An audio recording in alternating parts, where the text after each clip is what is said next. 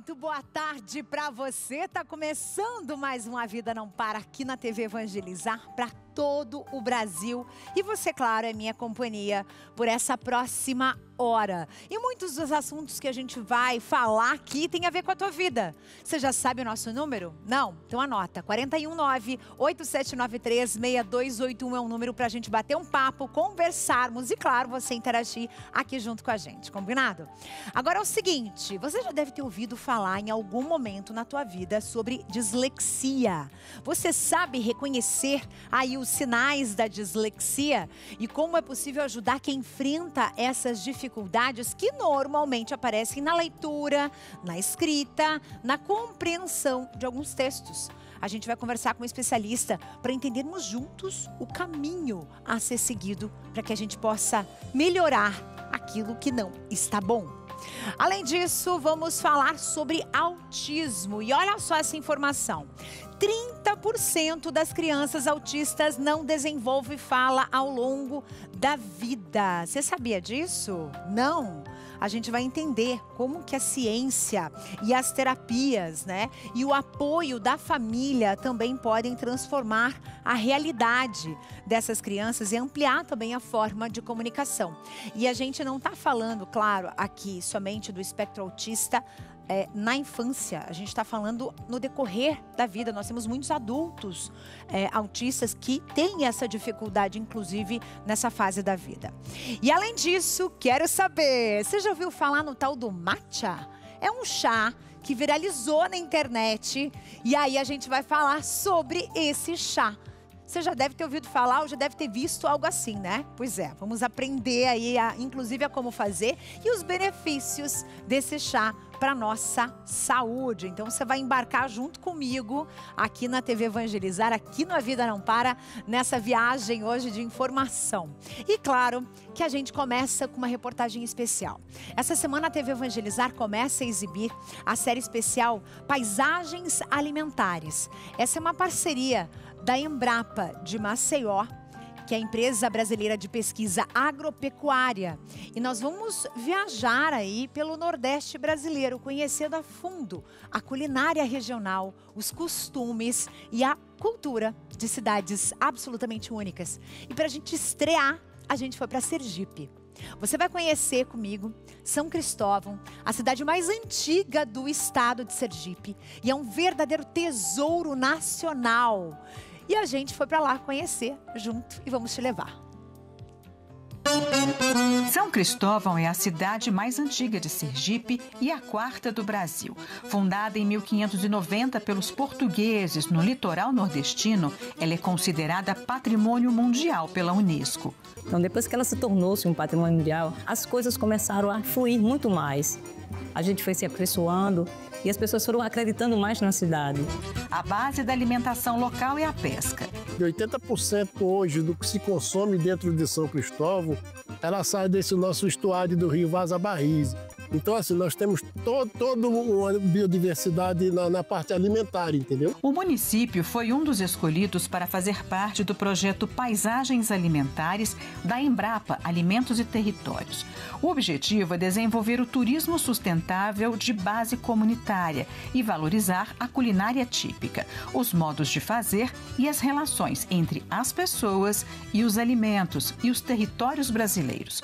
Uma característica econômica cada vez mais frequente no Brasil chamou a atenção dos pesquisadores da Embrapa. Na maioria dos estados, quase 50% das famílias são sustentadas pelas mulheres. Sergipe é uma exceção e tem mais da metade dos lares chefiados pela figura feminina. Em São Cristóvão, elas herdaram a força e a disposição das antepassadas e também receitas culinárias típicas que garantem o sustento de muitos moradores. A nossa tradição, ela vem já da minha tataravó. Ela foi escravizada no Brasil, na casa de um português, que trouxe de Portugal a queijada com queijo. Então, no lugar do queijo, eles substituíram pelo coco ralado e começaram a fazer a queijada, que foi a forma de sobrevivência da nossa família com o fim da escravidão. O projeto Paisagens Alimentares destaca a riqueza da gastronomia típica. O bricelete aqui em São Cristóvão é é um artigo religioso. Como começou com as freiras, né? Então, depois passo de uma freira para outra e depois os funcionários que também continuam, né? Deixando essa tradição aqui em São Cristóvão, que é um biscoito muito bom. Os impactos que a gente percebe, né, nas comunidades que participaram do projeto são diversos, né, desde impactos econômicos que a gente realmente consegue avaliar em alguns casos, né, principalmente daqueles grupos que já estavam um pouco mais organizados, mas o principal foi realmente tirar esses grupos, muitos deles da invisibilidade, caso das marisqueiras, né, que hoje realmente conseguem compreender a importância do seu trabalho, do seu ofício ali no território, conseguem dar valor aos seus saberes, aos seus fazeres e, sobretudo, aos seus produtos. Sabores e saberes que constroem memórias afetivas. São Cristóvão é celeiro de muitas paisagens. E essas paisagens nos remetem diretamente aos sabores da terra. Por sermos uma cidade litorânea, nós temos em abundância aqui os frutos do mar. Além de os sabores que eu trago da infância, que é a queijadinha que eu comprava quando vinha estudar, né? Morava na Cidade Baixa e vinha e passava, e aquele dinheirinho. Então, são lembranças de São Cristóvão.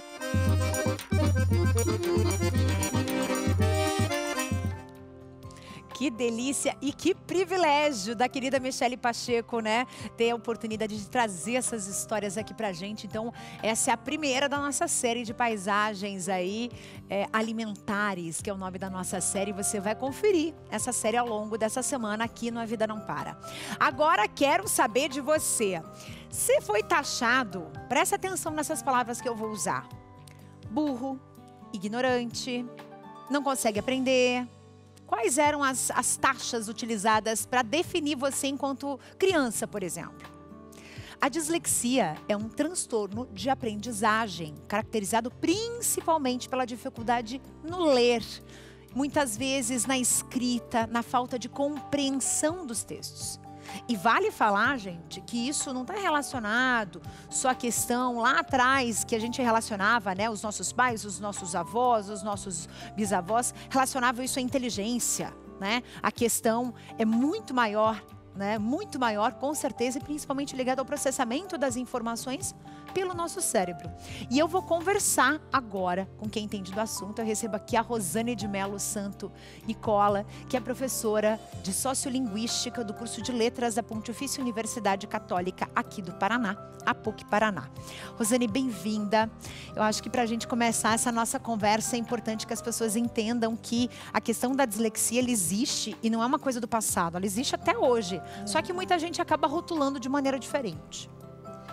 Olha, um dos pontos que acho importante, primeiro dizer boa tarde, agradecer muito o convite e dizer o seguinte, que é transtorno sim de aprendizagem ligado a dificuldades, mas dificuldades persistentes em, vamos dizer assim, processar os sons da língua. Então, o processamento dos sons da língua, a dificuldade de processar isso, faz com que influencie na decodificação, quer dizer, a decifração desses sons e desses pares mínimos. Ela precisa de precisão sonora para entender a diferença entre faca e vaca. E aí há o reconhecimento da palavra, a dificuldade de reconhecer a palavra, há uma dificuldade com a fluência, né? A leitura fluente, porque vai ser uma leitura lenta, trabalhosa, porque a criança tem realmente uma diferença neurológica. Ela não tem problema de audição, ela tem uma questão de diferença neurológica, um caminho, uma rota do neurônio diferente das outras crianças. Mas as outras crianças também têm uma lentidão, uma dificuldade no início, que tem fatores sociais. Por exemplo, uma criança que chega na escola e que não teve muito acesso a livro, ao texto, os pais não leram, não contaram histórias, tem um vocabulário menor, ela terá dificuldade por questões socioeconômicas, enfim, né? Existem todos esses outros elementos que tornam difícil para a escola e para o professor, que tem também pouco conhecimento técnico sobre o assunto, acaba gerando todos os mitos que você citou no início. Certo. Tem participação chegando por aqui da Dalila de Curitiba. Tudo bem, Dalila? Bem-vinda. Olá, sei pouco sobre dislexia. Eu entendo como uma desordem no entendimento das letras e números, onde a pessoa pode confundir e não saber ordenar de forma correta. Seria isso? Na verdade, todas as crianças no início do processo na alfabetização, elas vivem essa mesma questão.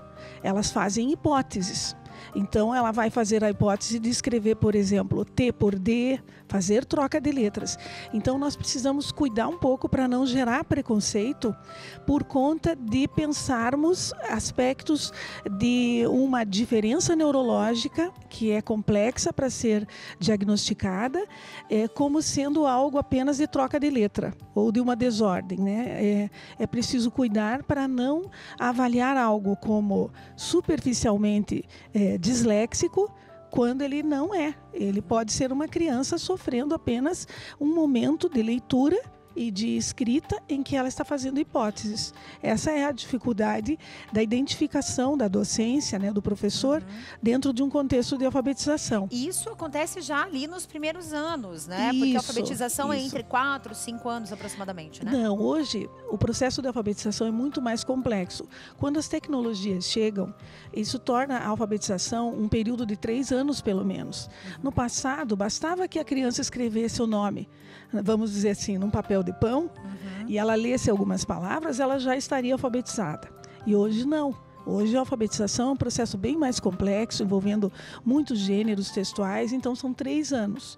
E o que é que acontece? É mais fácil você identificar a questão da dislexia, do disléxico, numa situação em que o 2º ano e o 3º ano do ensino fundamental são 2 anos importantes, porque ali ele precisa ter superado a questão da leitura soletrada. Ele precisa estar naquele momento já fazendo uma leitura mais fluente. Entendi. O que acontece? O cérebro, ele precisa gastar muita energia se a decodificação, que é decifrar os sons, não estiver automatizada.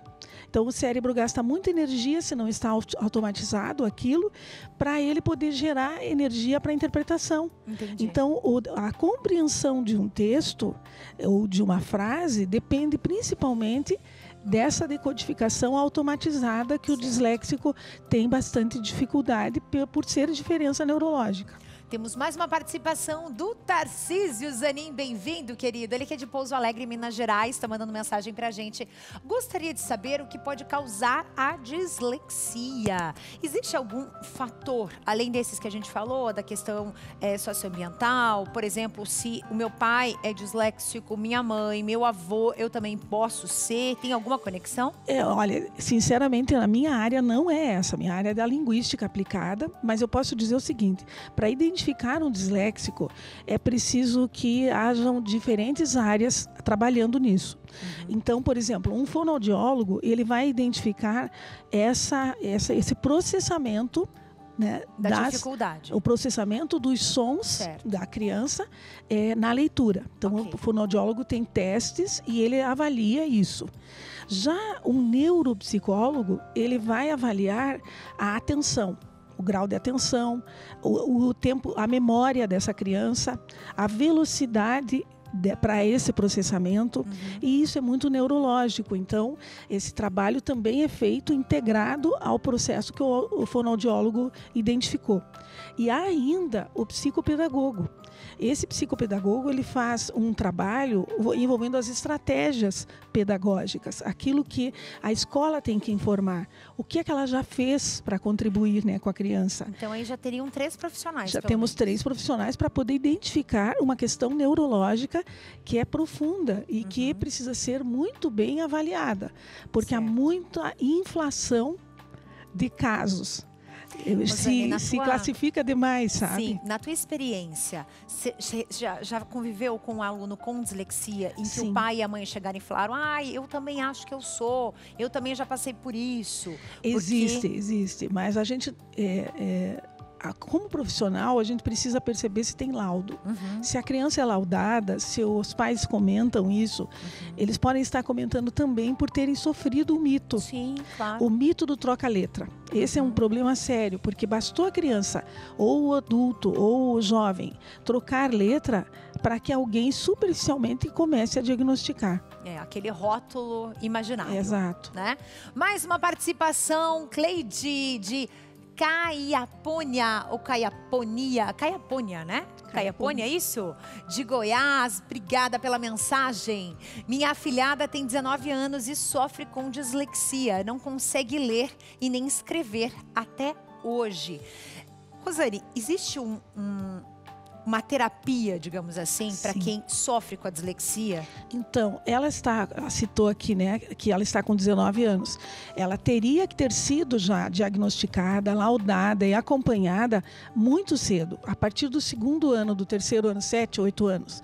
E quando isso não é feito, é porque pode ter passado pela situação dos mitos, de achar que era a falta de maturidade e que ia passar com o tempo. E isso só complica com o tempo, né? Só piora. Então, mas também não é um caso perdido. É preciso que o trabalho que nós chamamos de, vamos dizer assim, instrução fônica explícita. O que é isso? É o trabalho comum que a professora costumava fazer ou costuma fazer lá no processo de alfabetização. Lá na educação infantil se costuma fazer. Então, quando você mostra uma figura, escolhe 5 palavras, por exemplo, que tem a mesma sequência, né, fonética e a mesma sequência de sílabas, a família de sílabas, papé, pipopu, né? E você vai ter lá pato, pena, pia, pote e pudim. Tudo figura. E ela tem que trabalhar isso, né, na criança, né? E também no adolescente, no jovem. Mesmo que ele seja adulto, pode parecer infantilizado, mas é preciso fazer essa junção. A pessoa lê a palavra, mostra a figura, que é o sentido que possui a palavra, e pede que ela, no conjunto de letras móveis do alfabeto, identifique a letra. Então, por exemplo, ela diz lá, pato, e vai dizer pato, fazer a segmentação. Depois que ela faz a segmentação, a criança repete, ou o disléxico repete. Depois disso, ele tem que identificar sozinho a letra que representa isso. Porque esse processamento fonológico e não a escuta, que ele tem dificuldade. Entendi. Ele não faz isso automatizado. Então, é preciso fazer esse trabalho com combinações muito diferentes, muitas vezes. E talvez não tenha sido o tempo em que ela precisou fazer, né? Mas ainda há tempo, né? Há tempo sempre. Tempo. Outra questão importante para pais, né? Os pais deveriam trabalhar muito jogos de rima. Rima de palavra. O problema aparece quando, a gente não diz problema, né? A gente diz que é uma diferença, mas que é como que a criança ou o adolescente, como o sujeito lida com o som. Então, existem muitos jogos, muitas brincadeiras de rima. E essas rimas, quando ele não lida bem com elas, é um indício. Não é um diagnóstico, mas é um indício. A Gleiciane de Sobral, no Ceará, mandou pra gente. Beijo, Gleiciane. Qual a diferença entre dislexia e outros transtornos de aprendizagem? A diferença entre dislexia e outros transtornos está justamente nessa palavra que eu comentei. É uma dificuldade persistente ou é uma dificuldade que vai passar, que depois ele, por exemplo, ele escreve um texto. E nesse texto ele troca a palavra pato e troca por D, T por D. Então, esses pares mínimos que ele não consegue ter precisão sonora, não que ele não ouviu, mas processar isso, vai aparecer, por exemplo, em todas as vezes que esse P e esse T forem ser usados, forem ser representados. E é diferente essa persistência em vários textos do que em um ele comete essa falha, em outro não. Então, a persistência é que demonstra a questão disléxica.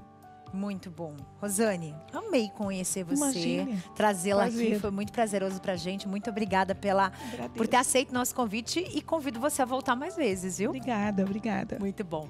E aí, como é bom, né, a gente buscar bons profissionais para poderem ajudar a gente de alguma maneira a entender o que acontece com a nossa vida de maneira geral. Então fica aí uma dica bem importante sobre dislexia.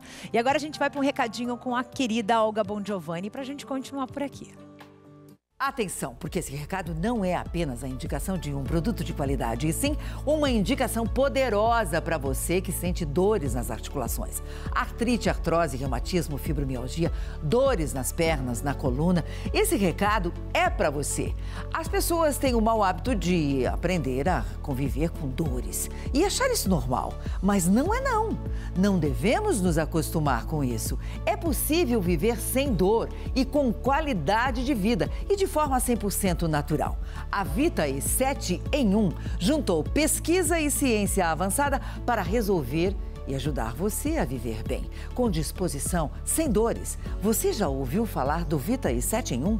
Ele unifica os 7 produtos naturais mais consumidos no Brasil para combater as dores no corpo. Magnésio e cúrcuma para as inflamações. Colágeno tipo 2 para auxiliar a recuperar as cartilagens. Então, não perca tempo. 0800 321 6500. 0800 321 6500. Volte a viver sem dores com o Vitae 7 em 1.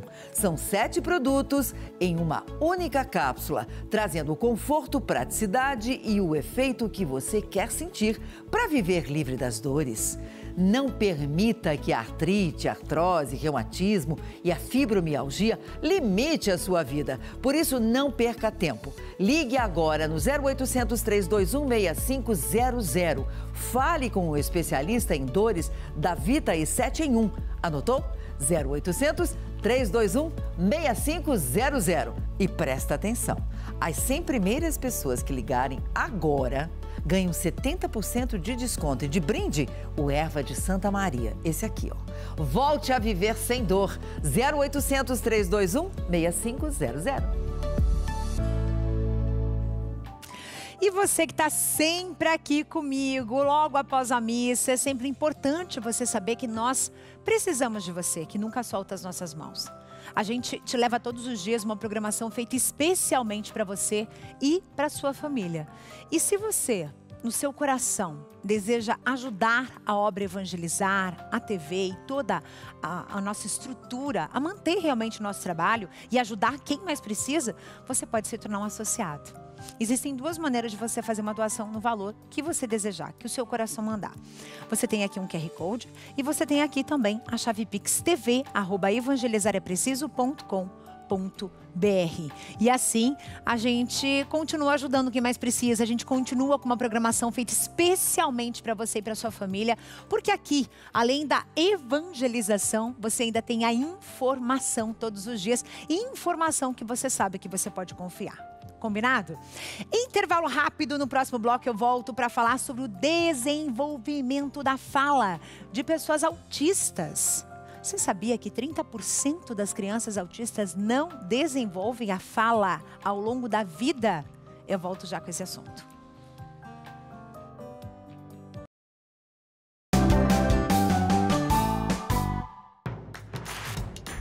Não perca mais nenhum vídeo da TV Evangelizar. Inscreva-se agora.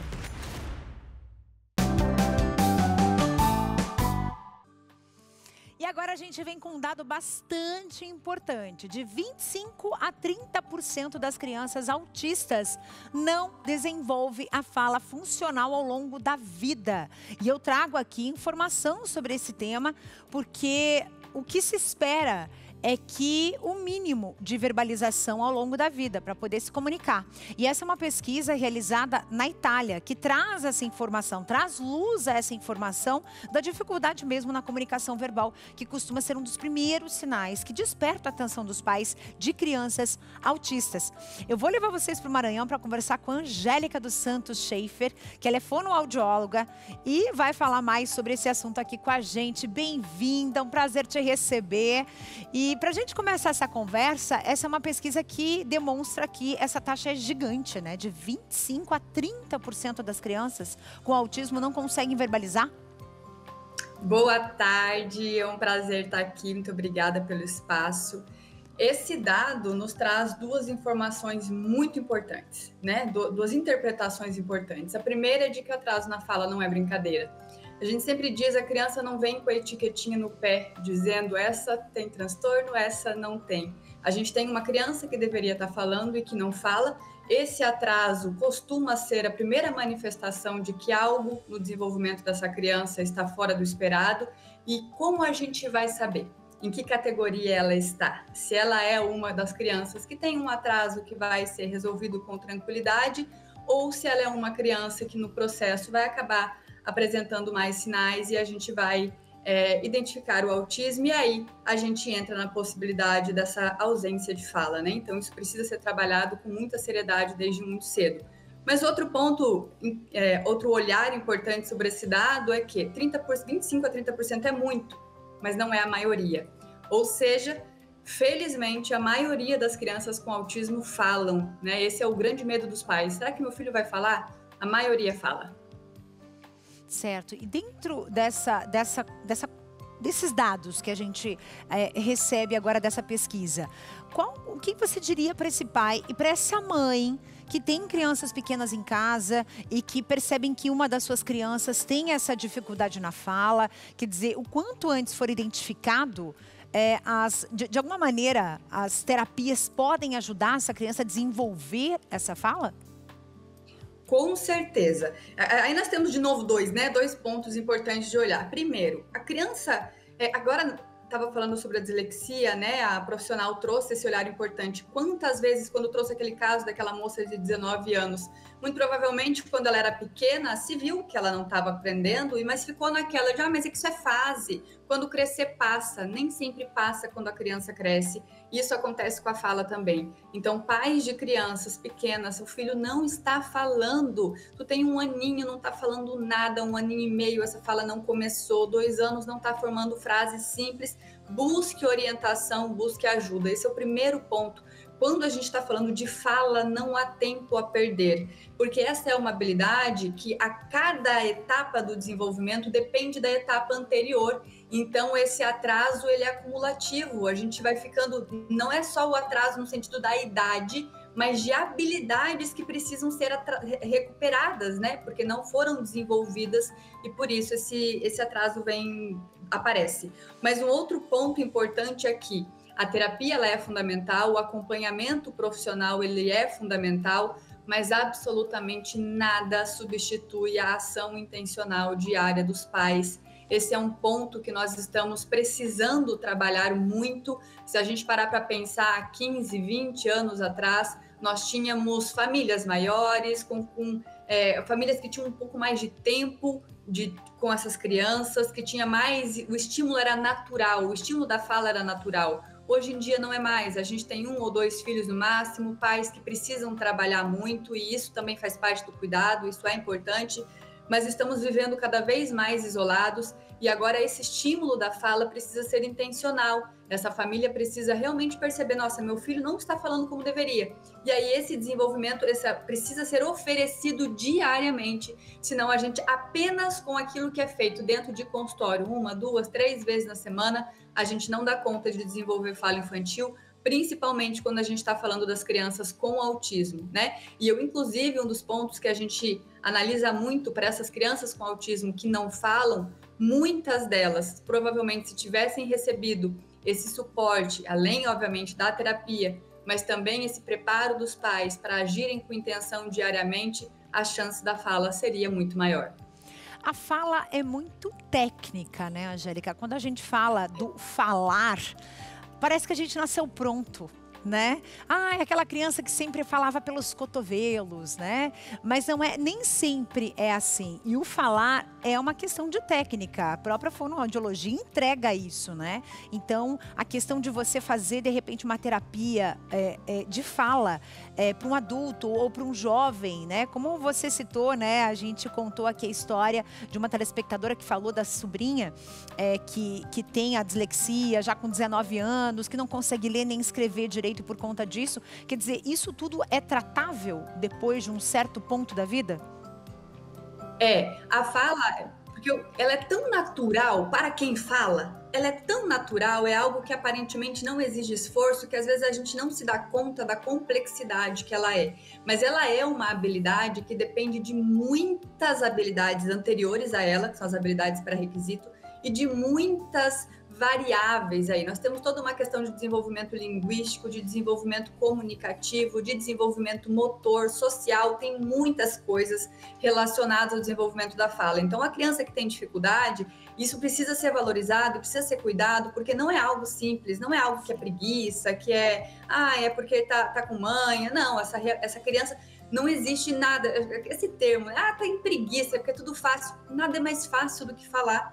Nada torna a vida mais fácil do que ser capaz de expressar aquilo que deseja. Realmente só não faz isso quem não consegue, né? E são muitas habilidades. O estímulo da fala não é um estímulo único, né? As pessoas pensam, é só conversar, cantar, brincar. Vai no fonoaudiólogo, vai brincar. De forma alguma.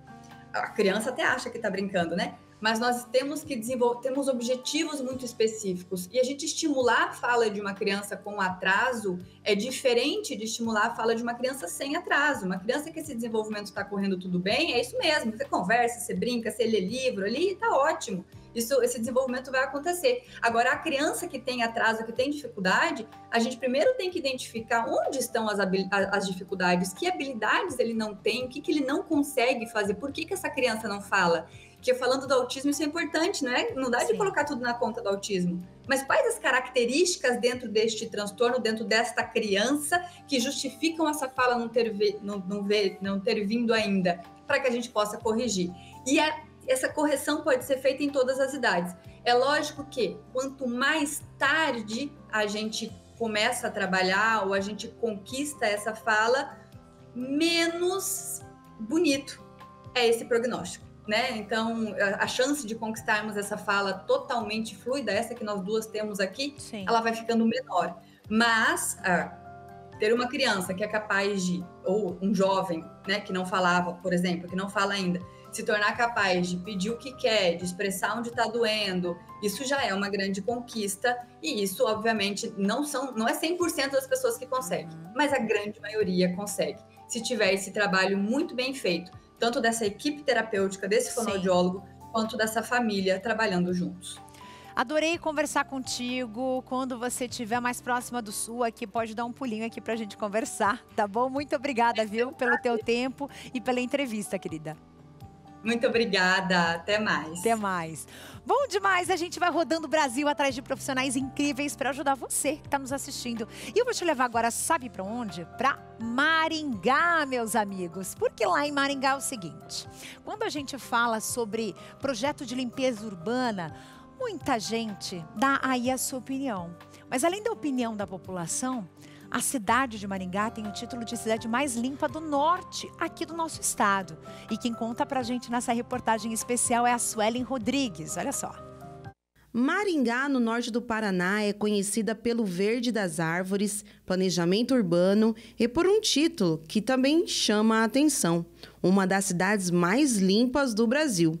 Com cerca de 450 mil habitantes, o município tem se destacado não só pela qualidade de vida, mas também pelo cuidado com o meio ambiente e a limpeza urbana. Logo no início do ano, nós fizemos um aumento na capacidade da coleta seletiva, aumentamos em 25%, tínhamos 13 caminhões, aumentamos para 16. Então, 3 desses caminhões praticamente giram o dia inteiro na cidade, removendo esse tipo de sujeira. Hoje a pessoa liga no 156 combina com a prefeitura e em até 48 horas nós vamos na casa da pessoa e buscamos esse móveis velho, esse volumoso que a gente fala, né? Para manter esse título de uma das cidades mais limpas do Brasil, exige esforço diário. São quase 1.000 trabalhadores que atuam na varrição, na coleta, na infraestrutura e manutenção das áreas públicas. Um trabalho, claro, que deve se somar com a colaboração dos moradores. Já morei em outros lugares e Maringá é, sim, uma cidade bem planejada e limpa. Você, como moradora, você contribui com isso? Sim, bastante também. Não jogo lixo na rua, reciclo lixo e eu gosto também. Acho que a gente tem que colaborar também como morador. Eu contribuo. Contribuo porque qualquer coisa que eu consuma na rua, bala, chicletes, alguma coisa, eu sempre, se eu não encontro uma lixeira, eu ponho na minha bolsa e levo para descartar em casa. Além da limpeza, Maringá é referência em outros setores. Já foi eleita por 4 vezes como melhor cidade para se viver no Brasil. A arborização é outro ponto forte. Foi reconhecida pela ONU como Cidade Verde do Mundo, o que contribui para o clima e embeleza a paisagem. O aspecto que dá de limpeza na cidade é muito grande.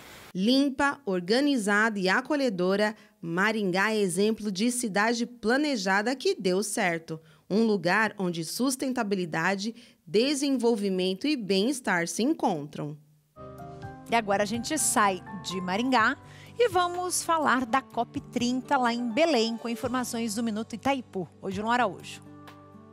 Olá, Carla Lima, muito boa tarde a você e a todos que acompanham o programa A Vida Não Para. Estou chegando, este é mais um Minuto Itaipu.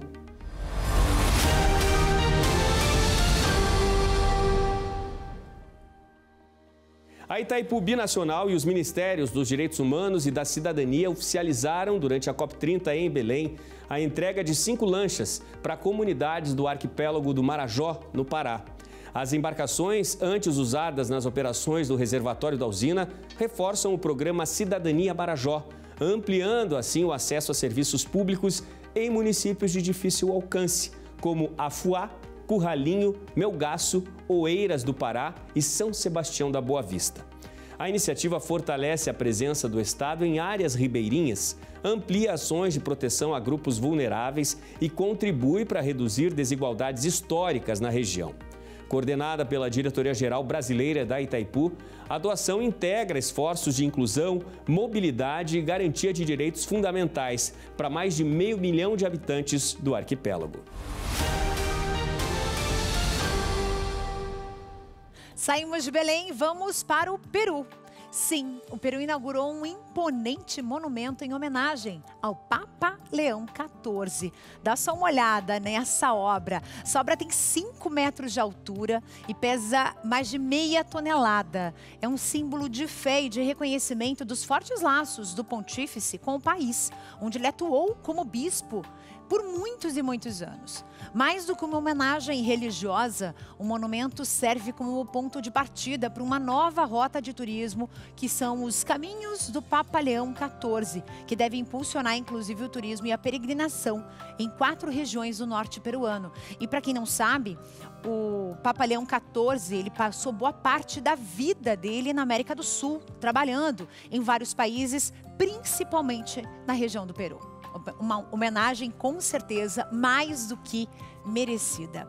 E agora a gente vai para um recadinho sobre a tua saúde, magnésio quelato, com o Felipe, para a gente continuar. Carla, boa semana para você, para todos que estão aqui acompanhando a nossa programação. Quero fazer uma pergunta para você neste início de semana. Como você quer estar de saúde daqui a 10, 20, 30 anos?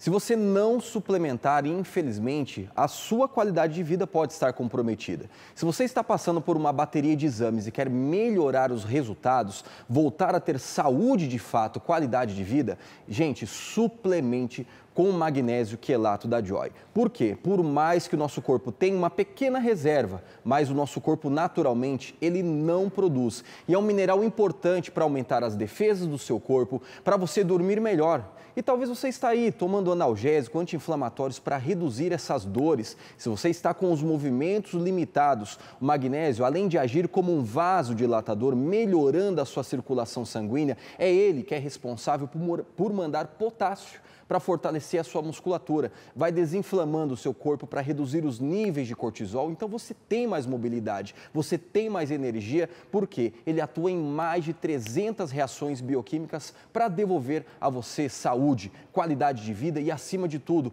uma vida sem dores e recuperar a qualidade do seu sono. O telefone já está aí na sua tela, 0800 591 8773. É neste único e exclusivo telefone que você garante o seu kit do magnésio quelato da Joy. Ó, final do ano está chegando e eu mando de presente para você. Você pode escolher 4 meses do poderoso seca-barriga ou este aspirador para facilitar as suas tarefas do dia a dia. Pagamento? Ó, você usa primeiro e paga depois. Finalzinho do mês de janeiro, no boleto, no carnezinho. Só que você tem que ligar agora. 0800 591 8773 e eu volto com você, Carla.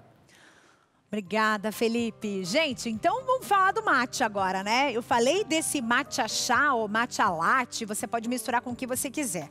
Essa receita começou lá no Japão, lá no Japão, e veio para o resto do mundo e virou uma febre verde, né? Que está conquistando o paladar e a saúde do mundo todo, que é o tal do matcha. Mas você sabe o que é o matcha?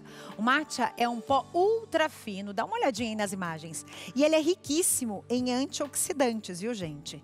Então para você entender do que significa, né? Ele tem uma reserva de benefícios nas folhas do chá, que se chama matcha.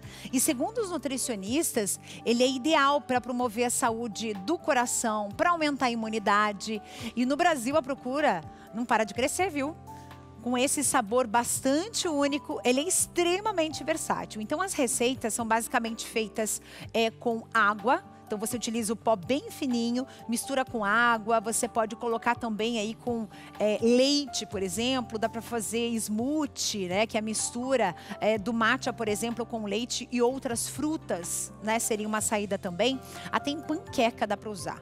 Então o matcha se tornou realmente aí essa maravilha, né, para quem ainda não fez ou para quem ainda não conhece, é uma excelente opção para aumentar a imunidade. Você sabe que a gente vem vivendo assim momentos de gripe, né? Uma gripe de final de inverno, início de primavera. E normalmente em algumas regiões o pessoal está usando antibiótico de tudo quanto é tipo para poder melhorar dessa sensação horrível. Aí inclui não só a gripe, mas a sinusite, a laringite, faringite. E o pós-tratamento do antibiótico é um problemão, porque você fica fraco, o teu organismo fica muito fraco. Teu intestino fica fraco e sem defesa. E aí o matcha pode te auxiliar a aumentar a imunidade, viu, gente? Então, uma dica boa, tá? E agora é o seguinte. A gente preparou aí para você que está me assistindo, um segundo momento da nossa série Paisagens Alimentares, que é uma parceria com a Embrapa lá de Maceió. E para que você saiba o que vem por aí, preste atenção no que a Michele preparou.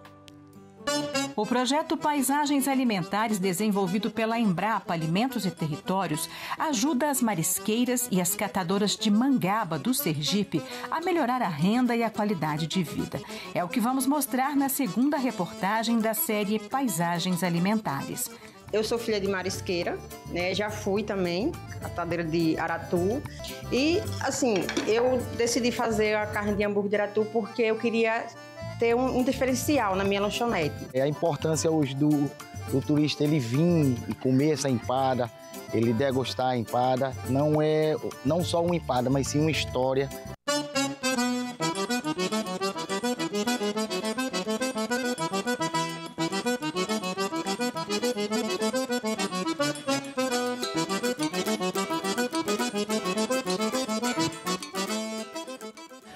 Coisa boa, com esse fundo musical dá vontade de sair dançando, né? Eu vou para o intervalo super rápido e daqui a pouco eu volto para o lançamento do livro Servidores do Altar.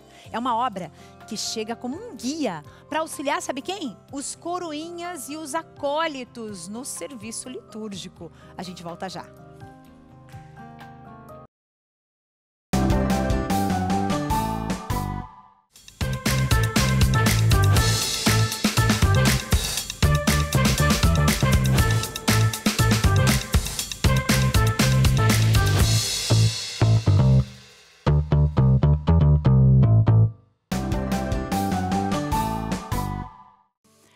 diz uma coisa, você se considera um ajudante aí da sua igreja, da sua comunidade?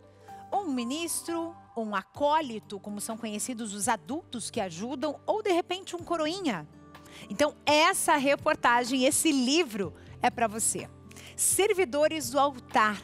A gente vai conhecer um pouquinho mais sobre a história desse livro, das pessoas, indicado inclusive para as pessoas que ajudam nas suas comunidades religiosas. A reportagem é de Sérgio Júnior. Vamos ver? Um novo guia de formação foi lançado para quem serve na igreja. O livro Servidores do Altar, a missa explicada para coroinhas e acólitos, é de autoria do diácono Cleverson Teixeira e do padre Rogério de Mello. A obra foi pensada para que os servidores de liturgia aprofundem o sentido e a espiritualidade do serviço. O servir ao Senhor nada mais é do que colocar-se à disposição dele. Por isso, conhecendo a missa parte por parte, vamos adentrando neste mistério e poder levar tudo isso a todas as pessoas. A obra buscou formar servidores que não apenas executam as funções, mas que rezem e vivam aquilo que celebram. O livro pode ser usado tanto para formação individual, quanto em encontros de preparação de grupos de pastoral. Conforme a gente precisa, a gente pode só pegar e não precisa ligar direto para o diácono ou mandar qualquer tipo de mensagem, a gente só pega o livro e a gente tem esse tipo de informação. E eu sei que vai ser muito bom para o meu exercício do servir. Com certeza, né? Uma mão na roda para quem quer tirar dúvida, para quem quer saber o que fazer e como agir em diversas situações. Agora um recadinho para quem sofre com diabetes e eu já continuo por aqui, que tem mais. Presta muita atenção, porque começou a Black Friday do Glicotrate e hoje você vai garantir o maior desconto do ano. Você vai adquirir o seu tratamento com 80% de desconto. Isso mesmo, 80% de desconto. Ligue agora, 0800 555 5123. 0800 555 5123. E além desse desconto todo, você vai poder parcelar em até 12 vezes sem juros, recebendo em casa, em qualquer lugar do Brasil com frete grátis. Mas preste atenção, se você tem diabetes tipo 1 ou tipo 2, ou está com resistência à insulina, se a sua tireoide está desregulada, se você tenta emagrecer e não consegue, o problema pode estar no seu índice glicêmico. O Glicotrate é natural, aprovado pela Anvisa, sem contraindicação e potencializa os efeitos dos seus medicamentos, como metformina, glifage ou a insulina. Ele vai regular a insulina, reduzir o excesso de açúcar no sangue, desinflamar o seu corpo e melhorar a circulação, desinchar e ainda ajudar a você a emagrecer de verdade. E já que é Black Friday, você ganha 2 potes do Ora Pronobis de presente. O Ora Pronobis ajuda a melhorar o intestino, desinflama profundamente e diminui a vontade de comer doce. Ajuda no emagrecimento sem perder massa magra e ajuda a fortalecer os músculos e tendões. E não para por aí não, hein? Você também vai ganhar um porta-água benta e um broche de Jesus das Santas Chagas, isso mesmo, mas somente enquanto nós tivermos esse kit disponível, não deixa para depois, hein? Ligue agora, 0800 555 5123. 0800 555 5123. Aproveite essa super promoção do Black Friday Glicotrate, a oportunidade única, hein? 0800 555 5123. Estou esperando por você. Valeu, Ellen, querida. Gente, chega aqui comigo, porque essa imagem que eu vou te mostrar agora parece ter saído das páginas da Bíblia, meus queridos. Presta atenção nessas imagens aqui. Você sabia que existe uma Arca de Noé aqui no Brasil? A gente vai para Hidrolândia, em Goiás, conhecer essa réplica que é impressionante. E o melhor, temos um vídeo divertidíssimo que o Claudinei registrou por lá. Olha só. Se eu falar, vocês não acreditam, né? Que a Arca de Noé tá aqui no Goiás, né? Legal que depois que o dilúvio baixou, as águas baixou, tá baixando até hoje. Tem até um pouco ali, ó, lá pra vocês verem, ó. A água tá baixando. A Arca parou aqui no Goiás. Ó. Aqui a parte de baixo, os animais já saiu tudo já, ó. Tem uns macaquinhos pendurados aqui, ó. Ó, as mesas do jantar. É grande. Vou mostrar pra vocês ali em cima ali, ó. Vocês não acreditou, né? Já viu aquela história que Deus é brasileiro? Aí, ó. Ainda a gente quase na Arca do Noé ainda. Deus é brasileiro e o Noé é goiano. Ah, o Noé é goiano. É, bichaiada. Hã? Tanto de bicho que foi salvo. Ó. Tem uns alimentando aqui ainda. Vai embora. Ó, Tamanduá, né? Goiás, né? Só esse leão que eles deixaram aqui no Goiás vai dar problema. Tem uns alimentos. Ó o Noé ali, ó. E aí, Noé, como é que você tá? Tá pilotando uma barcona ainda? Essa aqui deve ser a mulher dele. Ó. Então tá aqui. Você que tem dúvida aí, sabe? Ó, mas a arca existiu mesmo? Onde é que foi que ela ficou? Depois que a água baixou. Ficou aqui no Goiás, ó. Exatamente aqui em Hidrolândia, né? Emperrou a Arca de Noé lá no Goiás. Ei, lasqueira! E ó, vários animais aqui do continente africano. Gostei de ver, a criatividade correu solta aqui na construção dessa arca. Muito, muito, muito legal. Mais uma visita para vocês aí, ó, na região de Goiás. Vai passar as férias por lá, já sabe que tem Arca de Noé para visitar. Agora, chega aqui comigo que vamos falar de saúde, tá? Durante uma investigação, foi constatado que 9 em cada 10 anúncios de saúde veiculados em grandes sites de notícias brasileiros contêm informações falsas ou distorcidas da realidade. Sim, estamos vivendo a era das fake news sobre saúde. E não é pouco não, hein? Olha essa reportagem. Você com certeza já se deparou com um anúncio como este ao navegar por um portal de notícias. Esse formato em que o anúncio imita a aparência de outras matérias jornalísticas tem um nome: anúncio nativo. E muitas vezes eles são falsos ou enganosos. Uma pesquisa realizada pelo site Aos Fatos em parceria com o projeto Codesinfo apurou mais de 242 mil anúncios em 9 dos maiores portais de notícia do Brasil para entender como eles aparecem para o consumidor. Você está em um site de jornal, alguma coisa do tipo, e aí às vezes no meio da notícia ou no canto ao lado da matéria da reportagem de fato, você vê algumas recomendações de conteúdo. E aí, em meio a essas recomendações, você tem publicidades disfarçadas e que se parecem muito com as recomendações de conteúdos jornalísticos. Elas muitas vezes têm uma sinalização de patrocinado ou de publicidade, algo do tipo, mas é uma sinalização muito pequena que passa praticamente despercebida, né? Bianca participou ativamente dessa pesquisa que teve como foco os anúncios relacionados à saúde. Em um universo de 90 mil anúncios, o que mais espanta é que 90% deles tinham algum tipo de desinformação ao consumidor. 9 em cada 10 anúncios contém alguma desinformação, então isso para mim me chamou muita atenção, ainda mais vindo de anúncios nativos que, poxa, estão dentro de plataformas que são muito confiáveis, né? Da grandiosidade das descobertas até produtos revolucionários.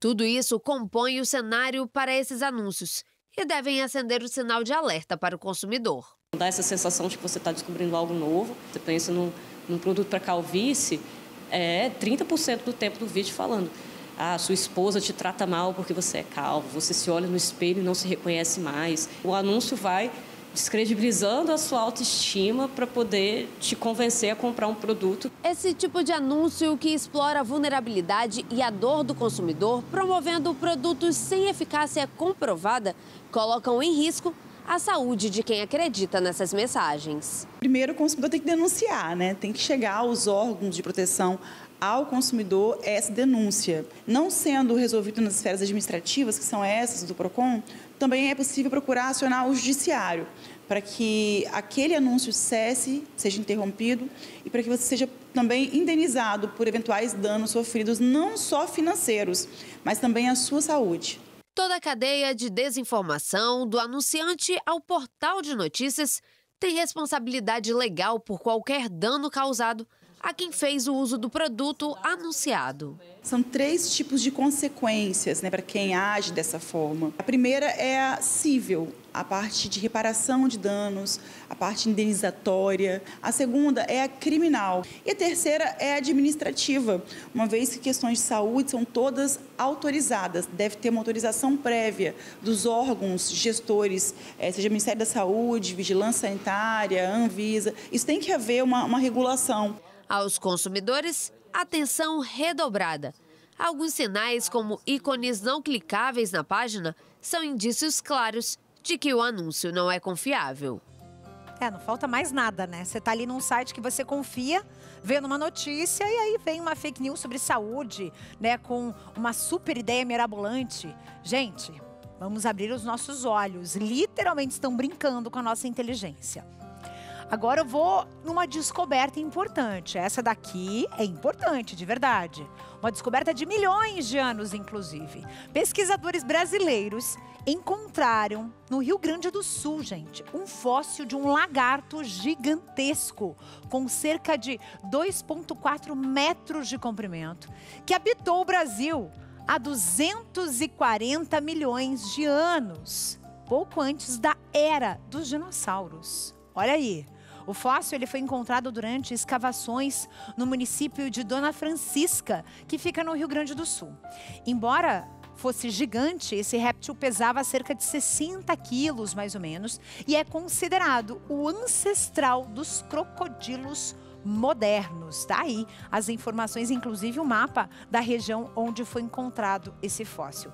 Imagina só pensar que um lagarto de mais de 2 metros andava por aqui há milhões de anos. Não é impressionante? Pois é, esse mundo, a gente é tão pequenininho, o dia que a gente entender o nosso tamanho realmente nesse mundo, a gente começa a cuidar melhor dele, né? E por falar em cuidar melhor do mundo, eu vou levar vocês agora lá para o Ceará. Sabe por quê? Porque tem um projeto lá que se chama Projeto das Ecobarreiras. E ele foi desenvolvido por uma organização não governamental em parceria com a Prefeitura de Fortaleza. E vem transformando a realidade do Parque Genibaú. As estruturas funcionam como uma espécie de escudo ecológico, impedindo que toneladas de lixo cheguem aos rios e ao mar. Olha só. Televisor, colchão e restos de madeira compõem um monte de lixo retirado do canal do Genibaú. E isso é o resultado de apenas 7 dias. No período de 12 meses, foram 56 toneladas de lixo contido. Esta ecobarreira aqui no bairro do Genibaú é uma das 8 já instaladas em Fortaleza. Como é que funciona o sistema? A ecobarreira ela funciona como se fosse uma grande peneira que vai retendo o lixo que desce pelo leito do rio. Esse lixo, ao não seguir pelo rio abaixo, ele evita a obstrução de bueiros e, por consequência, evita os alagamentos durante a quadra chuvosa. Os moradores já reconhecem o valor desse trabalho. Temos experiência comprovada e relatos de moradores da comunidade que vieram aqui me agradecer devido a esse período de chuva que passamos, pois esse ano não teve nenhuma inundação nas casas, não perderam móveis, por conta que o lixo que descia e ficava preso nos bueiros, fazendo com que o nível da água subisse e chegasse até as casas, não chegou esse ano porque a água passou direto. Cosmo coordena o projeto das ecobarreiras, realizado por uma organização não governamental em parceria com a prefeitura. Para mim vai ser mais satisfatório daqui a um ano eu chegar aqui e dizer, vixe, não tem mais lixo, é porque a população se conscientizou e não jogou mais lixo. Então hoje nós trabalhamos em escolas, em centros culturais, fazendo educação socioambiental, pedindo e mostrando imagens dessa ecobarreira para que as pessoas venham se sensibilizar a não jogar lixo nos rios nem nos canais, muito menos nas nossas praias. Para o coordenador da Defesa Civil de Fortaleza, as ecobarreiras estão dando muito certo, tanto que outras já devem ser instaladas para ajudar na limpeza dos rios e reduzir os riscos de alagamentos. A gente já levou essa demanda, então a gente vai conseguir, em parceria com o Winds for Future, instalar mais 2 ecobarreiras lá nesse local, com a previsão aí de chegarmos aí às 300 toneladas anuais. Então isso vai com certeza impactar, né, na quantidade de lixo que chega ao mar. Então esse é o ponto, é a gente tentar reduzir essa quantidade de lixo, mostrar também para a população esse trabalho, que aí é o conjunto, né? Trabalhar a população, a educação ambiental e a prefeitura juntamente com parcerias, fazer esse trabalho para poder tentar mitigar aí os riscos de desastres. No Rio Mais Limpo, a vida renasce com melhores perspectivas para os moradores do entorno. Gente que também pode e deve contribuir para manter os rios livres do lixo e das enchentes. A participação popular nesse processo é importantíssima. Então a gente tem que trabalhar isso, tem que mostrar a quantidade de lixo, o tipo de lixo. Aqui a gente vê, como foi filmado ali, a gente vê ali colchões, vê sofá, televisores, enfim. Todo tipo de lixo, tanto de grande porte como de pequeno porte. Então a participação da comunidade é importantíssima nesse processo. E essa ideia que está sendo usada agora lá é uma ideia que surgiu já há alguns anos. Em 2016, aqui na região de Curitiba, o Diego Saldanha, que morava na beira de um rio, ele resolveu que ele não queria mais ver aquela quantidade de lixo absurda rolando por ali. E ele criou uma ecobarreira, na época com tambores, aí de 20, 30, 40 litros, que eram utilizados na indústria para represar esse lixo todo. E foi aí que começou a ecobarreira, lá em 2016, aqui na região de Curitiba. E ele ainda fala, né, se fosse por mim eu colocaria uma ecobarreira a cada 10 quilômetros, porque é muito lixo e a gente precisa cuidar do nosso meio ambiente, cuidar do meio ambiente onde nós vivemos.